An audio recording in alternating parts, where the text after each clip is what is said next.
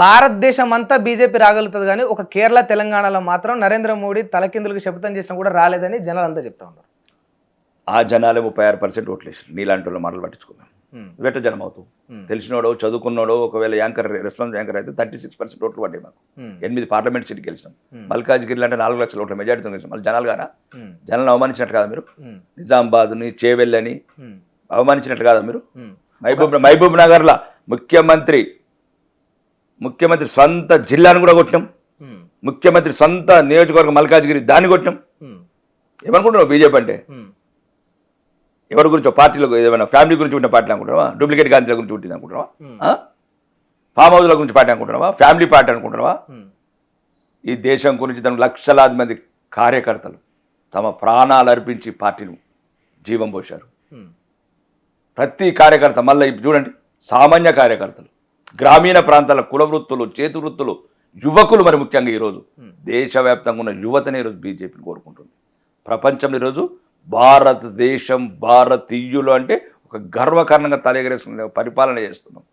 అంత గర్వకారణంగా ఏం చేశారన్నా? ఇప్పుడు డాలర్ కంటే రూపాయి విలువ మొత్తం పడిపోయేటట్టు చేశారు. మీరు అంత గర్వంగా ఏం చేశారు? డాలర్స్ మళ్ళీ అదే చెప్తున్నాం. మేము చేసినాయి చెప్తుంటే అసలు ఈ దేశంలో 2014 వరకు అభివృద్ధి, 2014 నుంచి అభివృద్ధి 65 ఏళ్ళ ఎంత ఉందో ఈ 10 ఏళ్ళ దానికన్నా 3 అంతలు ఉంది. విదేశీ పెట్టుబడులు కావచ్చు, విదేశీ ఎగుమతులు కావచ్చు, లేదు దేశంలో ఉండే మధ్యతరగతి ప్రజలకు కావచ్చు, సౌకర్యాలు కావచ్చు, రోడ్ కనెక్టివ్ హైవేస్ కావచ్చు, ఎయిర్ కనెక్టివ్ కావచ్చు, రైల్ కనెక్టివిటీ కావచ్చు. ఈరోజు సుమారు 20 లక్షల కోట్ల ముద్రా లోన్స్, సుమారు 8 కోట్ల మంది యువతకు ఉపయోగపడ్డది. 52 కోట్ల జన్ధన్ ఖాతాలు, 65 ఏళ్ళ నుంచి ఒక్కొక్క బ్యాంక్ ఖాతా లేని 4,30,000 కోట్లు ఏదైతే యూపీఏ ప్రభుత్వంలో ఒక ఫేక్గా అన్ని బెనిఫిట్స్ పొందారో ఒక సిస్టమ్ని అప్డేట్ చేసి పారదర్శకంగా చేసి దాన్ని ఒక్కడ కూడా అవినీతి లేకుండా చేశారు. 4,30,000 కోట్లు కాపాడు. దొరికినట్టు దోసుకున్నారు. కాబట్టి ఇది ఒకటే కాదు. ఈరోజు ప్రపంచంలో ఒక్క విధంగా చెప్తున్నా, ప్రపంచమంతా చూడండి, 234 దేశాలు, అభివృద్ధి చెందిన దేశాలు, అమెరికా, లండన్, ఆస్ట్రేలియా, 18 లైన్ల రోడ్ ఎక్కడ ఉందని చూడండి, వాళ్ళు ఇండియాలో తప్ప. ఈరోజు సామాన్యులు, మధ్యతరగతి వాళ్ళు ఏది కోరుకుంటారు? పేదవాళ్ళకి ఏది? సుమారు ఒక యూరియా ఉంది, 3,000 రూపాయల సబ్సిడీ ఇచ్చి 300 రూపాయలకు బస్తానిస్తుంది. కానీ ఇదే రాష్ట్రంలో ఎంతో మందికి యూరియా భారతదేశం పడిగాపులు కాసిన రోజులు కూడా ఉన్నాయి. అది ఒకటి.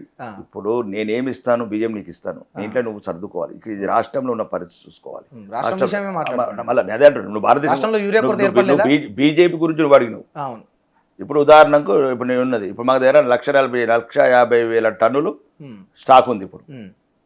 ఇప్పుడు మళ్ళీ 3,50,000 టన్నులు పంపిస్తున్నాం. వీళ్ళు ఈ 33 జిల్లాలకు ఎలా డిస్ట్రిబ్యూషన్ చేసుకోవాలి వీళ్ళు ఆలోచించుకోవాలి. సుమారు 612 మండలాలున్నాయి, 540 మండలాలు రూరల్ మండలాలున్నాయి. ఏ మండలంకి ఎంత కల్టివేషన్ ఉంది, ఎక్కడ ఎంత నీడ్ ఉంది. ఇప్పుడు నువ్వు నాంపల్లి మండలంకు యూరియా అవసరం లేదు, హైదరాబాద్లో యూరియా అవసరం లేదు కదా, ఇక్కడ పొలాలు లేవు కదా. పరిపాలించడానికి బుద్ధి ఉండాలా. వ్యవసాయ శాఖ మంత్రి కావచ్చు, ముఖ్యమంత్రి కావచ్చు, పరిపాలన అధికారులు కావచ్చు, యూరియా కొరత లేకుండా మనకు భారత ప్రభుత్వం నుంచి ఎంత వస్తుంది, మనం ఎంత ఇప్పుడు భారత ప్రభుత్వం కూడా యూరియా తయారు చేయలేదు, దిగుమతి చేసుకోవాలి. ప్రపంచంలో ఉన్న పరిస్థితుల దృష్ట్యా ఎంత దిగుమతి అవుతుంది? నీ గురించి హోర్ముజ్ సంధి తెరవరు కదా. కాబట్టి దేశంలో ఉన్న కొరతను కానీ దేనైనా కానీ ఈరోజు ఆయిల్ కావచ్చు, ఎల్పిజి గ్యాస్ కావచ్చు, ఏదైతే రకాలు ఉందో అవన్నీ కంట్రోల్ చేసుకోవాలా. ఇది పరిపాలన వైఫల్యం రాష్ట్ర ప్రభుత్వం. ఇప్పుడు బీజేపీ దేశంలో ముందస్తు జాగ్రత్తతో లేదు కనుక ఇలాంటి పరిస్థితి ఏర్పడింది. ఇప్పుడు హార్ముజ్ జలసంధి ఓపెన్ చేయాలంటే హార్ముజ్ జలసంధి చైనా కూడా ఓపెన్ చేయలేదు. మరి చైనాలో ఎందుకు కొరత రాలేదు? నేనేమంటున్నాను, చైనా కొరత చూసిన ఎట్లా? చైనా ఇంతకన్నా కొడుతుంది. 50 దేశాలలో లేదు. మీకు అదే చెప్తున్నాను. మీకు ఒకసారి ఆలోచించాల్సిందంటే సుమారు ఈ దేశ అవసరాలు భారతీయులు కూడా కొద్దిగా బాధ్యతగా ఉండాలి. ఎట్లయితే బార్డర్ల సైనికుడు ఉంటున్నాడు, అన్ని పానాలకు తగ్గించి కొన్ని సౌకర్యాలను తగ్గించుకోండి. ఏమవుతుంది? నువ్వు కోరుకున్న యుద్ధం కాదు, నువ్వు కోరుకున్న ప్రపంచం కాదు, నీ దేశంలో నీకు ఏం కావాలో నువ్వు నిర్ణయించుకోవాలి. ఈరోజు నువ్వు కంట్రోల్ లేకపోతే, ఇప్పుడు ఉదాహరణకు దగ్గర ఒక 100 రూపాయలు ఉంది ఇంట్లో, నీ జేబులో 100 రూపాయలు నువ్వు కంట్రోల్గా పెట్టుకుంటావు ఖర్చు. ఎందుకంటే ఒక వారం రోజుల వరకు నీకు వేరే డబ్బులు వచ్చేది లేకపోతే నువ్వు కంట్రోల్ చేసుకుంటావు. ఇది కూడా అంతే కదా దేశం. ముందు జాగ్రత్త చెప్తున్నాం. మేము పిల్లల్ని కనద్దంటలేమే. అప్పుడు సంజయ్ గాంధీ, ఇందిరాగాంధీ అన్నట్టు, మేము నెహ్రూ అన్నట్టు బియ్యం అసలు అన్నమే తినద్దని అనట్లేదే. తగ్గించుకోమన్నాం. వాళ్ళకు మాకెంత తేడా? అసలు మనుషులే కనద్దన్నారు ఇందిరాగాంధీ, సంజయ్ గాంధీ. మేము అట్లాంటివి ఏమనట్లేదే. ప్రపంచ పరిస్థితుల దృష్ట్యా భారతీయులకు బాధ్యతగా ఉండండి. దేశం మాకేమిచ్చిందని కాక దేశానికి మేమిచ్చినటువంటి సైనికులను స్ఫూర్తిగా తీసుకోండి. ఎన్ని త్యాగాలు చేస్తున్నారు, ఎన్ని ఇబ్బందులైన మంచులో ఎలా కాపలా కాస్తున్నారు కాశ్మీర్ మంచులలో. అంటే ఫర్ ఎగ్జాంపుల్ చెప్తున్నా, -50 డిగ్రీలలో కూడా ఎట్లుంటున్నారు. అంటే వాళ్ళ యొక్క దేశం గురించి అంత త్యాగాలు చేసే సైనికులలో మనం 1% తీసుకుంటే ఏమైతే స్ఫూర్తి. ఇప్పుడు నువ్వు రోజు కిలో ఆయిల్ పోసినావు అనుకో, దానికి 10% తగ్గించమన్నాడు. రోజుకు 1,00,000 మంది పుడుతున్నారు. ఇప్పుడు సింగపూర్ ఉంది 60 లక్షల జనాభా కంట్రోల్ అయితే, దుబాయ్ ఉంది 90 లక్షల జనాభా కంట్రోల్ అవుతుంది ఒక్క రోజుల. 150 కోట్ల జనాభా. కాబట్టి భారతీయులుగా అన్ని రకాలుగా ఈరోజు ఇప్పుడే కాదు ఎప్పుడైనా ఏ ప్రభుత్వాలున్నా ఫస్ట్ దేశం ముఖ్యం, మన భవిష్యత్తు ముఖ్యం. దేశంలో ఏం వనరులు ఉన్నాయి, ఏం వనరులు లేవు, మనం ఏం కాపాడుకోవాలి చేయాలి. ఇప్పుడు ఈరోజు ఉదాహరణకు తెలంగాణ ఉంది ఫర్ ఎగ్జాంపుల్, పామాయిల్ డెవలప్ చేస్తున్నాం. ఎందుకు ఇప్పుడు మన నిజామాబాద్ జిల్లా అసలు పెద్ద పామాయిలే లేదు. 7,000 ఎకరాలు పెట్టించినాం. నిర్మల్ జిల్లాలో లేదు. ఇప్పుడు మళ్ళీ సుమారు 5,000 ఎకరాలు అయింది. అంటే ఏ రోజు ఈరోజు డే బై డే అవసరాలు పెరుగుతున్నాయి కదా. జనాభా పెరిగినప్పుడు నీకు అవసరాలు పెరుగుతాయి. మలేషియా నుంచి విదేశాల నుంచి మనము ఆయిల్ని ఇంపోర్ట్ చేసుకుంటున్నాం. ఆయిల్ని కంట్రోల్ చేయాలంటే పామాయిల్ మనం గ్రోత్ చేయాలా. గవర్నమెంట్ కేంద్ర ప్రభుత్వం రాష్ట్ర ప్రభుత్వం సబ్సిడీ ఇస్తున్నది. కేంద్ర ప్రభుత్వం ఇస్తుంది, రాష్ట్ర ప్రభుత్వం సబ్సిడీ. అంటే ఏది అవసరం ఉన్నది. ఇప్పుడు ఉదాహరణకు పెట్రోలు ఎన్ని సంవత్సరాలు పడుతుంది.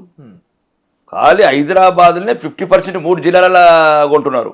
మేడ్చల్, హైదరాబాద్, ఈ రంగారెడ్డి, ఇట్లా ఈ రౌండ్ 3 జిల్లాలలో 50% ఉంది రాష్ట్రంలో వెహికల్స్ కొనడం. కాబట్టి ఇప్పుడు బ్లెండింగ్, అసలు కాంగ్రెస్ ఉన్నప్పుడు బ్లెండింగ్ లేదు.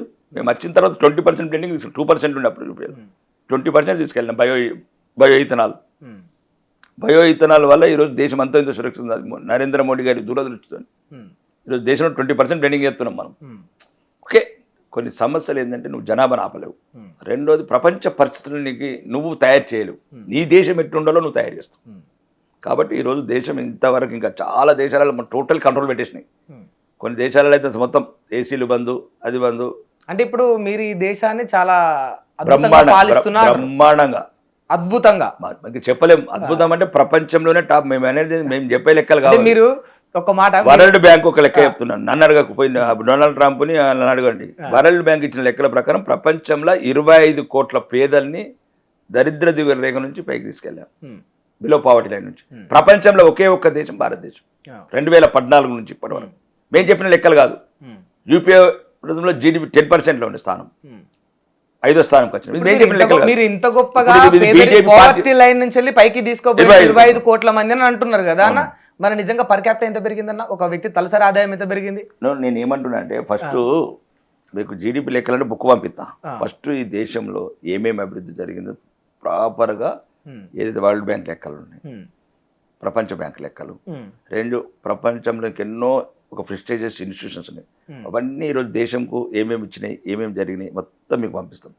ఈరోజు ప్రధానమంత్రి ఆవాస్ యోజన కింద 5 కోట్ల ఇల్లు కావచ్చు, 8 కోట్ల ఉజ్వల కాశ్మీర్ కావచ్చు, 13 కోట్ల మహిళా శౌచాలయాలు కావచ్చు, లేదు ఈ దేశంలో వందే భారత్ ట్రైన్లు కావచ్చు. ఈరోజు మధ్యతరగతి ఒకప్పుడు కంపు రైళ్లలో కూర్చోలేని పరిస్థితి ఒక స్వాతంత్రం వచ్చినాక, అట్లాంటి దేశాన్ని ఈరోజు పరగలెత్తిస్తున్నాం మధ్యతరగతి భారతానికి, ఇంకా బుల్లెట్ ట్రైన్లతో సహా. కాబట్టి ఈ దేశం అభివృద్ధి బుక్ పంపిస్తాం మీకు, మొత్తం చదువుకోండి బుక్ ఒకసారి. నేను చెప్పేది ఏంటంటే